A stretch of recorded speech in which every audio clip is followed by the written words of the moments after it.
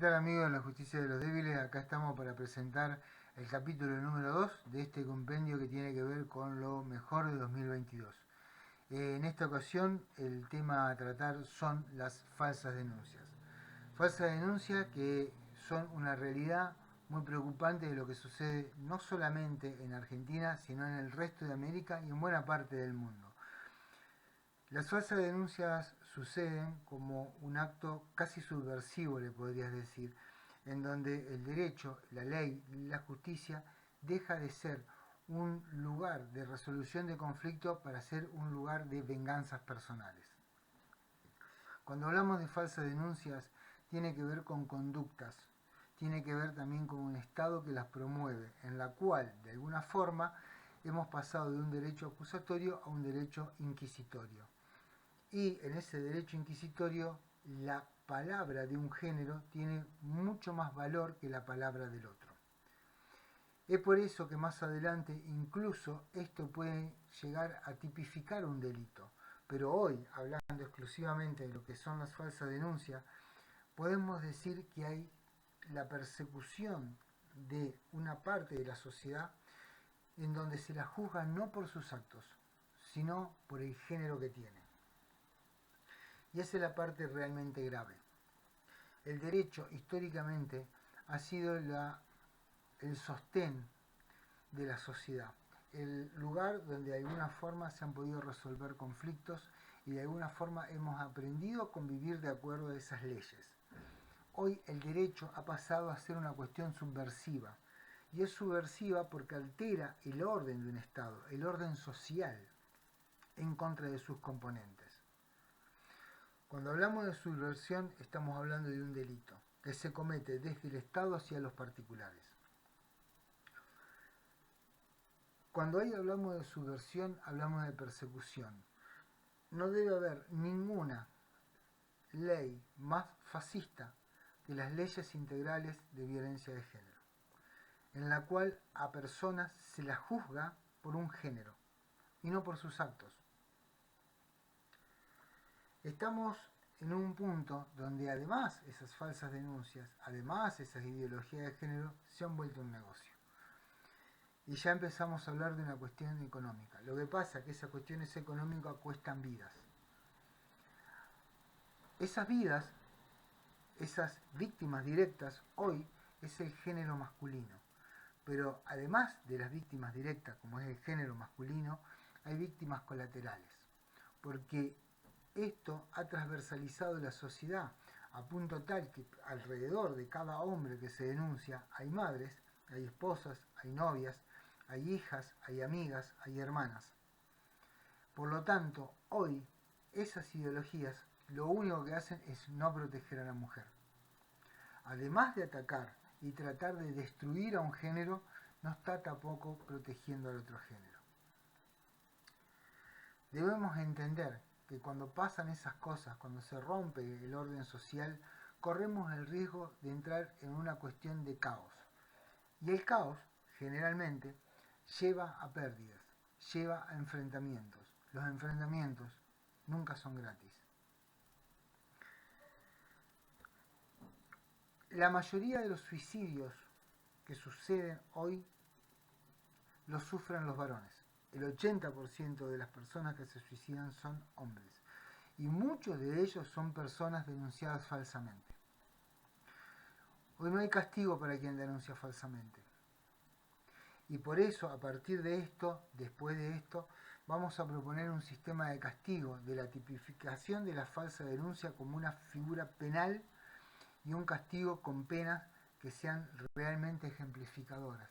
¿Qué es lo que tiene que haber? Porque una de las fallas más grandes que puede haber en el derecho es dejar a un culpable, a un responsable sin castigo. Cuando una persona que es culpable de un delito no es castigada, se está cometiendo uno de los errores y uno de los fallos más grandes que hay. Ahora, la muerte del derecho es hacer pagar a un inocente por un delito que no cometió.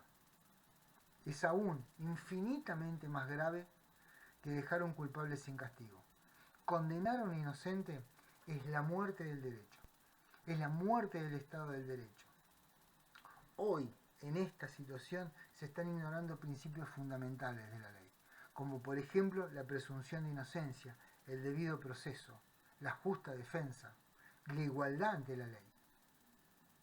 Para eso, hoy van a escuchar a personas que participan en este video, como Damián de Santo, como Ramón Dupuy, que son personas afectadas y que saben de qué se trata. Van a escuchar a una periodista de Perú, como Verónica Valenzuela, que es conductora del programa Féminas. Van a escuchar a una víctima que además es abogado, como Eduardo Cáceres, fundador junto con Andrea Guachi y Patricia Anzoátegui del Observatorio de Falsa Denuncia en Argentina. Los tres están en este compendio. Y dentro de este compendio también van a encontrar la opinión de tres psicólogos que ya escucharon en el capítulo 1, como Rodrigo Latzeme, Margarita Marzán y Pablo Martínez Suárez de Lima. Dentro de las mentes más brillantes que se pueden encontrar en el derecho, acá van a escuchar al doctor Mauricio Misray, a Fátima Silva y a quien a mi juicio es una de las personas más excelsas en el derecho de América, como es Marianela Maldonado. Y vamos a abordar todos los temas, como siempre nos ha caracterizado en la justicia de los débiles.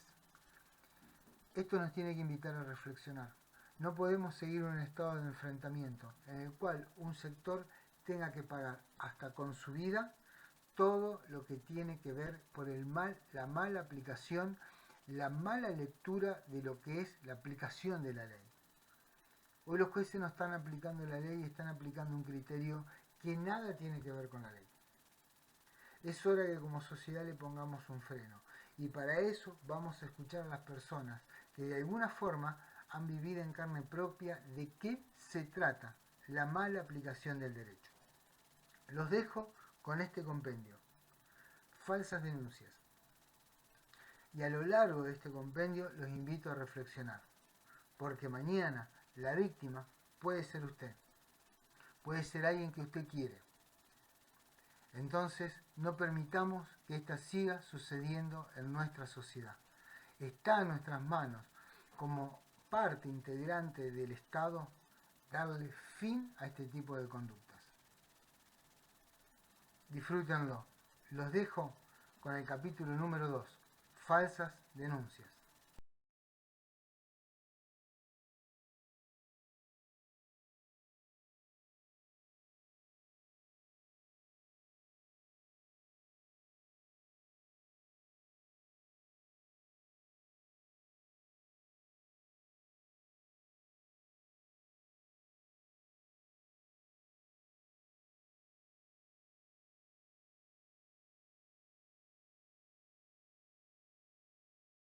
Claro que hay casos reales de abuso, hay casos reales de niños muertos por las madres o por los padres, hay casos reales. Acá estamos hablando del mal funcionamiento, de no poder distinguir algo real de algo inventado y que todo caiga en la misma bolsa. Ahí está el problema, debería haber mecanismos para una determinación inmediata. No, la gran preocupación de los jueces cuando hay denuncia, ¿sabe cuál es? Cortar el vínculo. Porque tienen miedo que lo acusen, que lo denuncien, cortan el vínculo. Después ya la preocupación no termina. A ver, quiero explicarlo. Para mí, un buen juez, me hace una denuncia de abuso. Puede ser que yo tentativamente diga, bueno, por las dudas lo aparto por un tiempito, pero me ocupo de una manera más que antes y con más horas para dilucidar la cuestión. No. La preocupación corta en el vínculo y chau. Hoy un progenitor, especialmente en este caso una madre, digamos, tiene un mecanismo facilísimo para privar al padre del hijo. ¿Cuál es el mecanismo fácil? Denunciarlo por abuso. Así nomás, es fácil. Pero facilísimo, ¿eh? Yo lo sufrí. Bueno, entonces, ¿qué sucede? Ante el temor de que pueda ser verdad, el juez enseguida suspende el contacto. Bien. Y luego, por la burocracia judicial, pasan los días, pasan los meses, pasan los años, y no pasa nada. Y después aparece una sentencia penal donde dice, no se acreditó, pero ya se perdió todo. Ya ese chico hacía 5 años que no lo vio y ya no lo reconoce y el padre es un ajeno. Bueno, Esta es la desgracia de la justicia. entonces, Esta es la desgracia de la justicia. Bueno, la ley Alejo, que hoy se encuentra bloqueada en la Comisión de Mujeres, donde la presidenta es la diputada Mónica Macha, es una concientización que se quiere agregar a la ya concientización existente que muchos conocen, que se llama Ley Micaela, para que se hable de violencia en términos generales. Es decir, hoy en la Ley Micaela se habla de que la violencia la puede sufrir exclusivamente la mujer. Nosotros estamos de acuerdo, pero la palabra únicamente a nosotros nos parece que debería ser que cualquier persona la puede sufrir. Porque hoy por hoy lo dicen los informes, lo dicen las estadísticas, y si no tenemos buenos diagnósticos, jamás vamos a poder encontrar buenas soluciones. Si nuestro diagnóstico es negar una condición humana, es decir, llegar a decir que una persona por ser de tal sexo no inventa, no miente, no asesina, entonces un día nos despertamos con la muerte de Lucio, el chiquito de La Pampa, perpetrado por sus dos mamás, y creemos que vive en otro planeta. Entonces tenemos que tener buenos diagnósticos que nos permitan buenas soluciones. Yo entiendo por las políticas actuales que se están viviendo y cómo está funcionando ciertas ideologías, porque vamos a hacer una separación. Una cosa es la perspectiva de género, de la cual yo estoy totalmente de acuerdo. Imagínense que mi esposo trabaja hace 17 años con el fútbol femenino. Si nosotros no tenemos perspectiva de género para poder defender una actividad que realmente está es tan compleja de poder generar la empatía y el aficionado y el profesionalismo, que estamos totalmente a favor de la perspectiva de género. De lo que no estamos a favor es de la ideología, por la cual se destruye la igualdad y la justicia. Eso es en lo que yo hoy empiezo a involucrarme y a recabar información con respecto específicamente de las falsas denuncias, porque hay que hacer esta división. Hoy estamos viviendo, por ejemplo, un caso muy, pero muy doloroso, que es el de Lucio Dupuy. Y ahí estamos hablando exclusivamente de todo lo que se hizo mal en un caso por el cual nadie quiso denunciar a mujeres. Porque básicamente pasó por eso. Sí. Lucio estuvo en todos los estadios en los cuales tanto la medicina, cuando se iba a presentar a hacer estudios, la educación, cuando los docentes podían compartir espacios con él, la jueza que estuvo involucrado y los psicólogos que estuvieron conociéndolo, el tío que estuvo amenazado por una falsa denuncia de violencia que por ese motivo tuvo que entregar a ese bebé a esas criminales. Entonces, es un caso en el que todo funcionó mal porque nadie quiso denunciar a dos mujeres que formaban parte de un colectivo feminista. Yo te cuento para que la gente sepa más o menos. A Lucito lo dejan en la guarda de mi hijo mayor porque a nosotros no los quiso dar a Lucio. Le deja la guarda y la tenencia para ella irse de mochilera. Se fueron de mochilera durante 2 años, y regresaron y con solamente 7 denuncias, falsas denuncias, con que a Lucito no lo veían bien, que a Lucito lo maltrataban, que a Lucito le pegaban. Esas fueron las denuncias que recibió mi hijo mayor. Maxi. Hasta por último, fue un mensaje de texto diciéndole que si no devolvía al nene, lo denunciaba por violador. Bueno, entonces Maxi, ante nosotros nunca tuvimos problema con la justicia, jamás no sabemos lo que es una comisaría adentro, para que tengas una idea. Maxi se asusta, viene y me dice, papi, dice, mirá lo que me manda esta asesina, porque yo no le puedo llamar ni madre, ni progenitora, ni nada. Esta asesina, mirá lo que me manda diciéndome que me va a acusar de violador. Yo no quiero seguir más con esto, porque yo tengo mi familia. Y bueno, de hecho se asustó, él va a una iglesia evangélica. Dice, ¿qué van a decir de mí? La condena social es terrorífica.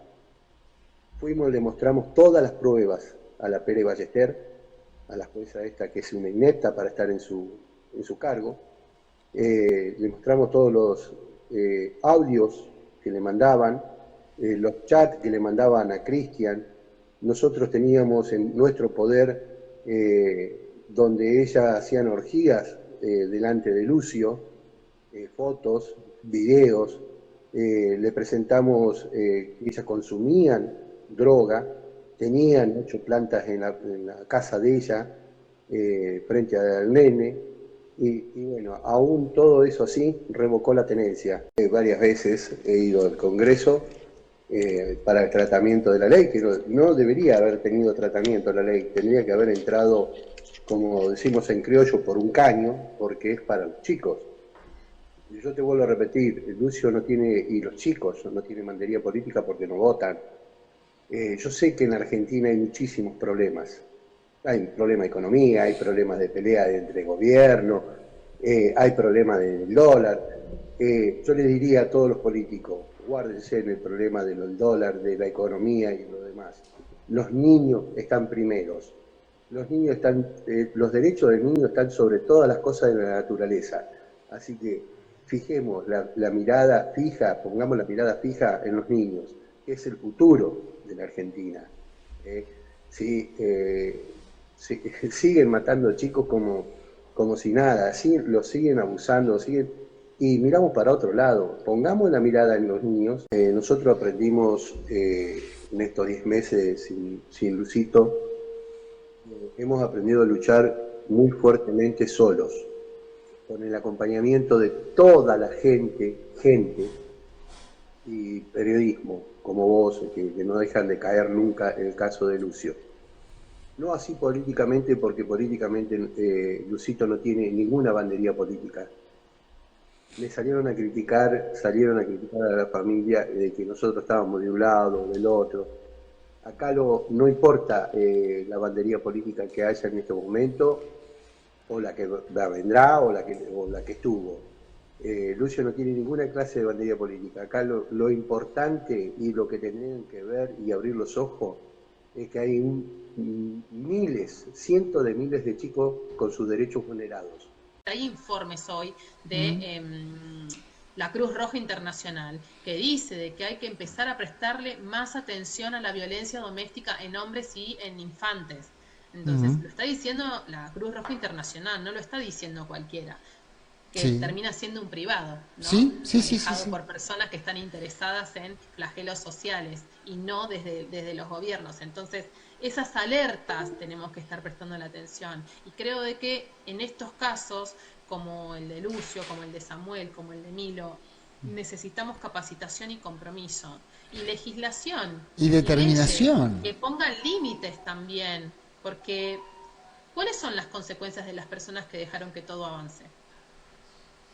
Necesitamos consecuencias para las personas que permitieron que todo avance. Exactamente. Más aún en un caso como el de Lucio, o en el de Milo, o en el de Samuel, que no saben dónde está, y el daño psicológico que puede llegar a tener ese menor va a repercutir al resto de su vida.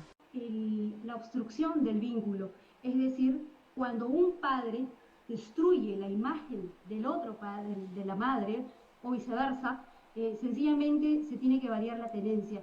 Entre otros detalles que es sumamente importante en derecho de familia, creo que hemos avanzado bastante acá en Perú.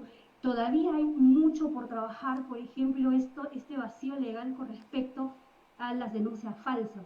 Entonces, sabemos de que el dolo existe, y más aún en un sistema que está imperando en Latinoamérica, en el sistema de justicia, ¿no? El enfoque de género, la perspectiva de género, una trampa en realidad, porque hay muchos expedientes de familia, muchas carpetas fiscales, donde muchos padres están siendo criminalizados. Y lo curioso es que no solamente está direccionado a los padres varones, que son en su mayoría, pero también son las madres que sufren este tipo de agresiones, vamos a decir, judiciales, violencia institucional, que lamentablemente todavía no hemos ganado ese terreno. Todavía hay mucho por hacer con respecto al derecho de familia en nuestro país, pero sí hemos avanzado bastante. Creemos de que hay que seguir trabajando, hay que seguir pensando en cómo es que podríamos arreglar muchos casos que son en realidad una tragedia, ¿no? Hace poco veíamos de que en España una niña de 6 años fue asesinada por su madre, porque una de las cosas que hay que tener en cuenta es de que la violencia ni la maldad tiene género y por lo tanto, tanto hombre como mujer puede cometer crímenes y lamentablemente al sesgar la justicia nosotros estamos viendo, criminalizando solamente un lado. La violencia es exclusiva del ser humano en general. Hay personalidades que la ejercen, hay otras que son potencialmente violentos, pero no rotundamente puedo afirmar que la violencia no es exclusiva del género masculino. 7 de cada 10 varones se mantienen sin ejercer violencia, implicándose con las nuevas masculinidades, implicándose con lo que tiene que ver esto, ¿no? A ver, salirse de este rol que hoy está tan fuerte de varón violento, ¿no? Entonces, también poder decir, bueno, a mí también me violentan, supongamos, o los dos ejercemos violencia. Y sí, muchas veces hay falsas denuncias, hay cuestiones que han ejercido, obviamente, hay cuestiones que son muy psicopáticas también. O sea, acá justamente es no generalizar, ¿no? O sea, yo te puedo decir que hay de todo un poco. Sí, sí, sí. Ahora, en ese caso, cuando vos ves y realmente lo palpás, de que hay hombres que injustamente están purgando una condena o están injustamente detenidos, no todos están condenados, quiero que lo sepan, no todos los hombres están condenados, hay hombres detenidos con prisiones preventivas y demás, pero esas personas que sufren este flagelo, que lo he tratado mucho en este programa, ¿no? Son exactamente hombres violentados. En lugar de ser hombres violentos, son hombres sobre los cuales se ejerce violencia. ¿Cómo se trabaja sobre esa persona que está siendo violentada y a su vez tildada de violento?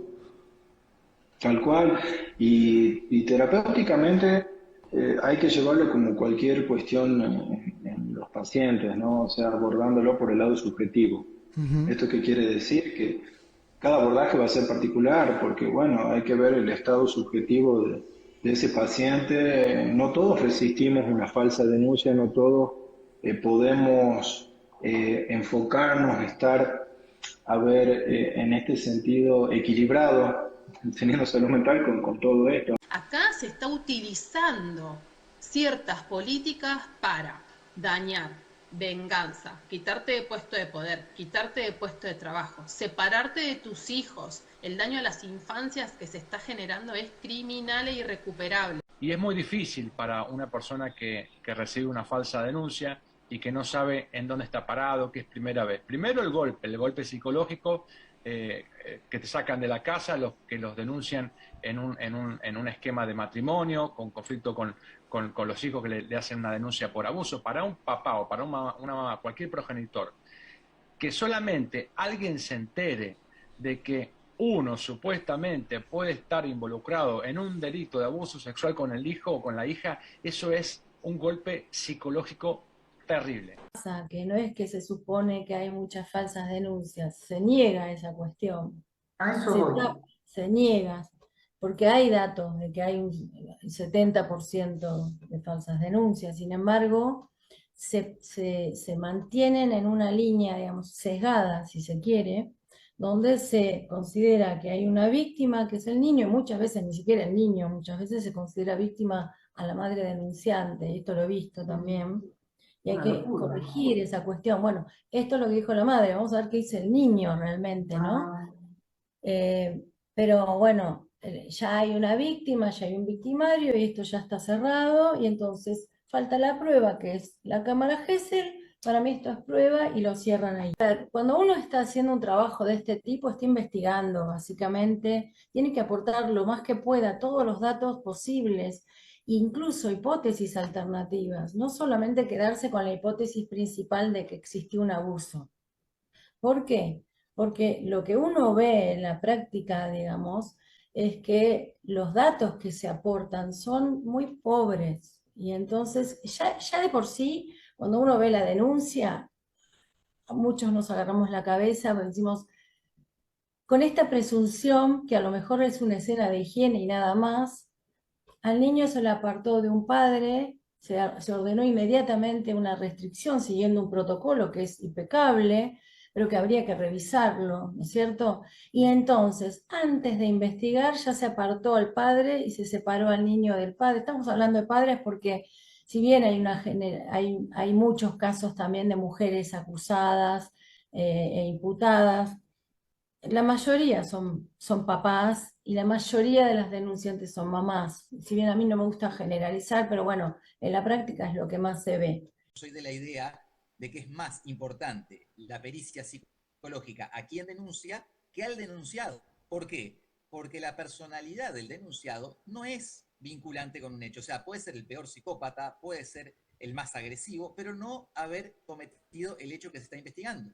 En cambio, la pericia a quien denuncia es fundamental porque quien denuncia sí puede tener una patología, sí puede tener un historial de abuso que está perjudicando o malinterpretando, a veces sin la mala intención, pero puede estar malinterpretando hechos. Entonces es mucho más prioritario peritar a quien denuncia que al denunciado, ¿no? En el orden de la investigación, en la rapidez, lo mismo que la cámara Gesell. Ahora, esto que vos decís de que ya se asume que la víctima es la víctima y que el acusado ya es algo estructural y estatal, porque vos fíjate que existe un centro de atención a la víctima, cuando no se sabe si es una víctima. Sin embargo, ya se la está atendiendo como una víctima y por lo tanto existiría un victimario. Quizás, yo siempre lo digo, lo correcto sería un centro de atención al denunciante. El denunciante, ¿no? sí. Que se lo atienda como, claro, que se lo atienda como corresponde, con los protocolos que corresponden, y después las pruebas dirán, si se encuentran, si es una víctima o no. Es decir, entonces ya existe el sesgo, el prejuicio y la ideología de género, que no está mal como la pretensión de visualizar vulnerabilidades en las mujeres, que siempre las hubieron y las siguen habiendo. Eso no está mal. Ahora, el problema es cuando se convierte en un sesgo, cuando ya parte de la base que sí o sí toda mujer es víctima y todo hombre es un agresor. Ese es el problema. El juez debe ser eminentemente competente para poder conocer casos de familia, mujer, niñez y adolescencia. Debe ser una justicia independiente, lo cual sabemos todos que dentro del manejo del sistema judicial existen jueces que trabajan con ética y con profesionalismo e imparcialidad, pero también existen del otro tipo. Entonces no son tan independientes y no son tan imparciales. Me refiero justamente al día de hoy que se celebra el día de la no corrupción. ¿De qué estamos hablando entonces? Si es que estamos tratando de defender a la competencia independiente, imparcial, especializada, con la presunción de inocencia que se sobreentiende de que tanto en temas penales como en temas de medidas de protección debe primar. Para que lo entienda quienes nos están viendo o escuchando, en todos los delitos, en toda causa que una persona puede llegar a la justicia por cualquier denuncia, rige un principio general, rige una ley para todos, que quien acusa tiene que demostrar. Si yo quiero demostrar que este celular es amarillo, bueno, tengo que ir con la funda, porque si me olvido de la funda, ¿cómo va a saber el juez que es amarillo? Bueno, para los delitos de género, esto dejó de ser así. Pero por una cuestión, no que lo diga la ley, por una cuestión que hacen los jueces y los fiscales, entendiendo que todas estas cuestiones que dicen los grupos feministas tienen razón y hay que hacerles caso. ¿Qué es lo que dicen los grupos feministas? Y en esto abro un paréntesis, los grupos feministas extremistas, porque el grupo feminista que busca la igualdad con el varón, que tienen luchas loables, que tienen batallas importantes ganadas, pero así como existe eso, existe otro grupo feminista extremista que en líneas generales son las que escriben en las paredes muerte al macho, o sea que intentan excluir al varón, intentan ir en contra de la naturaleza, porque hay una ley que es de reproductiva, que necesitamos los varones, las mujeres de los varones. Bueno, ellas excluyen al varón. Ellas son las que dicen que no hay posibilidad de que una mujer mienta, o sea que no existen las falsas denuncias. O sea que el hashtag yo te creo significa que toda mujer que acusa en base a estos delitos de género dice la verdad. Con lo cual, el hombre, traducido, sería una persona que tiene el ADN criminal. O sea que todo varón acusado debería ser culpable y condenado. Me está costando mucho lograr mantenerme en el eje porque me da mucha bronca. O sea, padres que trabajan, o universitarios, con trabajos fijos que los pierden, obviamente, porque los arruinan, que pierden propiedades por tratar de defenderse, que hacen, que bueno, muchos que se han suicidado, vos sabés. ¿no? Que encima, ¿qué dicen las feministas? Se suicidó porque algo habrá hecho. O sea, te juro, son una marca de frases hechas una tras otra sin fundamento científico, sin aval intelectual como para decirlo. O sea, todas son frases hechas. Inventan cosas. Parte de estos grupos se dedican a inventar cosas. La violencia vicaria es un invento. Sí. Porque, o sea, ¿qué pasó con este chico Julian? La mató la mamá, entonces eso no es violencia vicaria, porque solamente eso se apropia, lo mismo que la violencia de género, solamente la del varón contra la mujer. Preguntaste como mujer, ¿y qué siento yo? Y yo tengo miedo de mis hijos, tengo miedo de mi marido, tengo miedo de mi hermano, tengo miedo de mis seres queridos, que les pase esto, porque es un dolor.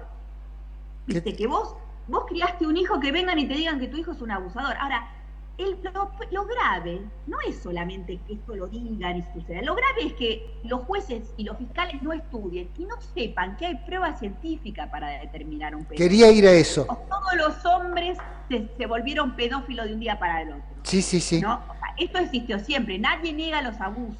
¿Ves? Pero quien tiene la compulsión de tocar a un niño tiene un trastorno psicosexual. Y se detecta con testes efectivos y psicométricos, y no los quieren hacer. Son realidades lamentables de los países latinoamericanos, pero lamentablemente estas denuncias falsas existen también en Alemania. Y no te puedo decir si es que pagan a mujeres para que hagan las denuncias falsas, pero sí hay esta mala fe. En mi país sí. En el sentido de vincular, de obstaculizar, de alienar, de manipular y de terminar prácticamente con la vida emocional de un niño, ¿no? No olvidemos que los niños de hoy serán los seres humanos adultos del mañana, y si es que estamos obstaculizando, alienándolos, revictimizándolos mediante denuncias que en realidad no son verdaderas, sino más bien son inventadas, lo que se está creando es prácticamente, el único objetivo es obstaculizar el vínculo paterno-filial, en el caso de las denuncias realizadas por las madres. En el caso de las denuncias realizadas por los padres, lo contrario, pero sí, efectivamente, esto es una problemática que tenemos que tratar de buscar un mecanismo que sea el adecuado para poder evitar y tratar de buscar una sanción que limite la posibilidad de que esto se vuelva prácticamente un huracán de denuncias falsas que caiga sobre padres, que impida la relación parentofilial, que impida el ejercicio del derecho de visitas, que impida presentar demandas de tenencia, justamente para aislarles a los hijos, crear prácticamente una nube de humo, aislándoles a sus hijos, no por un día, por años, y son esos tiempos que no se recuperan y que los niños van a tenerlos por siempre, hasta cuando sean adultos presentes. Las ausencias emocionales, la alienación parental existe. Los jueces lo están haciendo porque están aplicando en las causas sus ideas personales. No tenés una norma que ordene no aplicar el principio de inocencia. No tenés una norma que ordene algunas cosas de las que pasan. No tenés una norma que diga que un expediente debe ser un cementerio de medidas cautelares una tras de la otra sin que en el medio pase nada.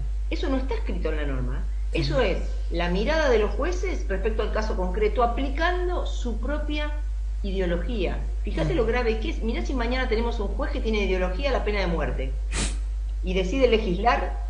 Y bueno, pensemos en cosas extremas, ¿por qué no? Si estamos hablando de poder violar el principio de inocencia, pensemos en cosas extremas. Y decimos, ¿qué pasa si hay un juez o, al revés, 100% absolutista y frente a un hecho concreto y probado, decide absolver porque su postura es absolutista frente al delito? ¿Cómo hacemos? Eso no es la norma positiva, ¿eh? Eso es el juez aplicando su propia ideología. Gravísimo. Es lo peor que nos puede pasar, porque no tendríamos justicia independiente. Los jueces no tienen esa función. Los jueces tienen que aplicar el derecho. Cuando tenemos un caso de falsa denuncia, deberíamos estar todos encolumnados, no importa de dónde vengamos, porque esa persona que hizo la falsa denuncia le quitó recursos a la mujer verdadera que necesita esos recursos en una denuncia real. Entonces todos deberíamos estar encolumnados atrás de eso. Ya los feministas, los hombres, las agrupaciones, todo nos debe interesar como sociedad ese tema. Pero cuando tenés un niño complicado, todos debemos estar alineados. Yo no quiero, no es una cuestión, me parece, el feminismo no planteó nunca así. Hay hombres buenos y malos y mujeres buenas y malas. Bueno, ahí tenemos que estar todos encolumnados para que no haya un abuso de esos derechos que que le impida el ejercicio a otros de esos derechos, porque después sucede eso. Que cuando va una mujer que realmente le pasa de todo, ya no sabe si le toca, depende del juez que le toca, si le va a creer, no le va a creer, si está de un lado, si está sesgado, no está sesgado, y tampoco debería ser así.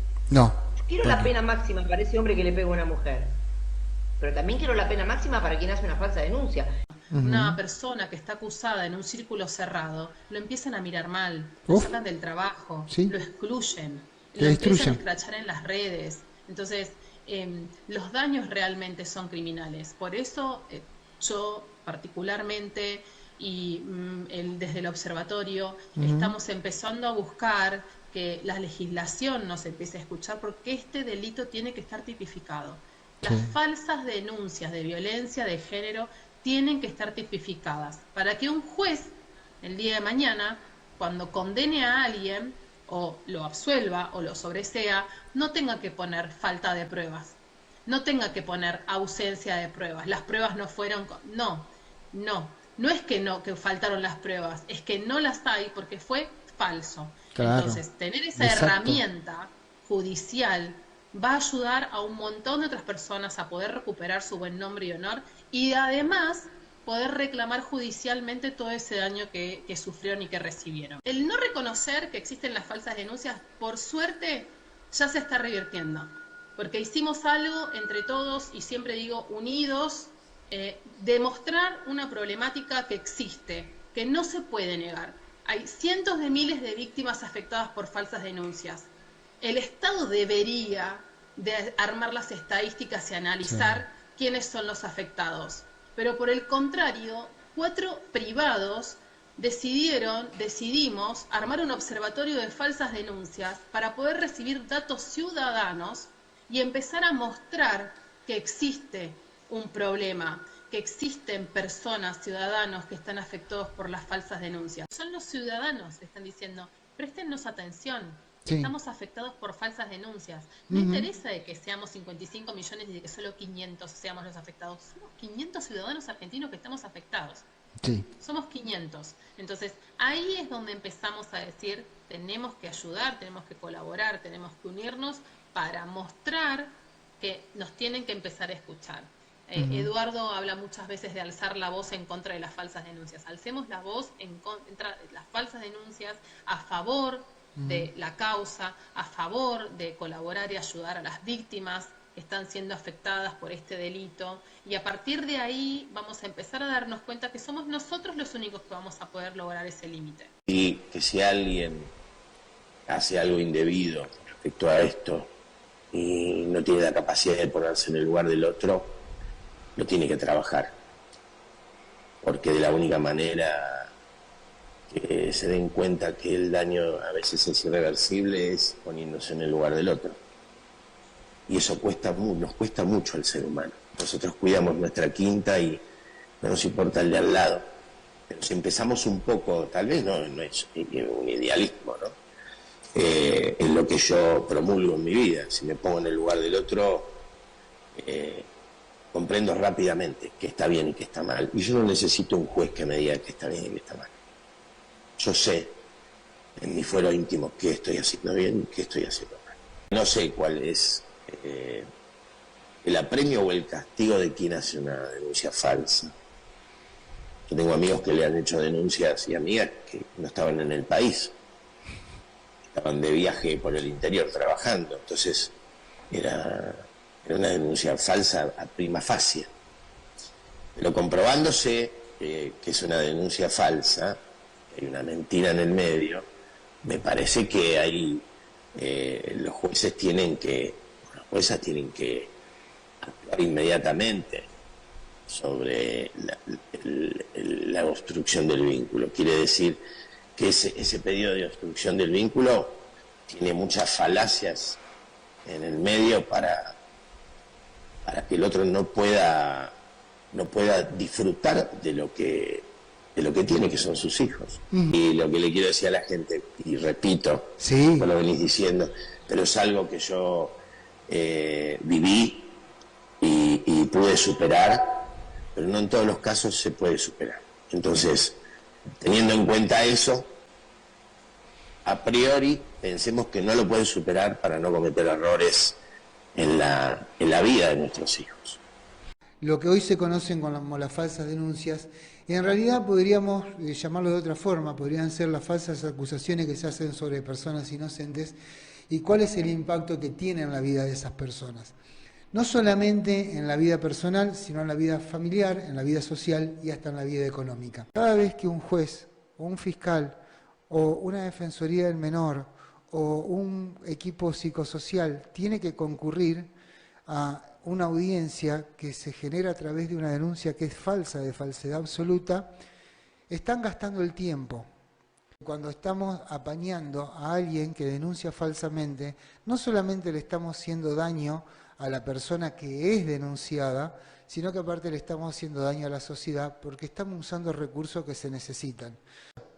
Porque mañana le va a pasar a usted, va a ser su hijo, o va a ser su hermano, o va a ser tu esposo, o va a ser tu papá, el que termine con una falsa denuncia haciendo la procesión por tribunales, haciendo que la justicia haga que el mismo proceso sea la condena. Porque nadie te devuelve. A mí nadie me devuelve hoy el mal momento que me hicieron pasar cuando me acusaron del abuso de mi hija, a pesar de que se probó que soy inocente y de que el hecho no existió. ¿Ustedes creen que a la persona que me denunció falsamente le hicieron algo? No. Yo tengo que promover la causa para que le hagan algo. Y sentarme a esperar meses o tal vez años, que lo voy a esperar, no me importa el tiempo que tenga que estar haciéndolo, porque esas personas merecen un castigo, porque esas personas son las que están usando el sistema que tal vez usted necesita. Entonces, cuando hay una mujer que realmente sufre la violencia y que necesita que esas instituciones trabajen, esas instituciones no pueden trabajar porque están tapadas de expedientes de gente que va a denunciar falsamente para hacer de esto un negocio. Entonces, las primeras víctimas son los niños. Las otras, los daños colaterales o las víctimas colaterales somos, por un lado, los padres que somos acusados falsamente y por el otro, las personas que verdaderamente necesitan que este sistema funcione. Es muy difícil pelear contra el sistema, pero no es imposible. Se necesita determinación y tener la verdad de su lado. Cuando uno tiene la verdad de su lado, tarde o temprano, la justicia llega. Aunque la justicia sea lenta, aunque la justicia sea parcial, aunque la justicia quiera tomar lado por una ideología y no por un ordenamiento jurídico, tarde o temprano, para la gente honesta, para la gente inocente, para la gente que procedió bien, la justicia llega.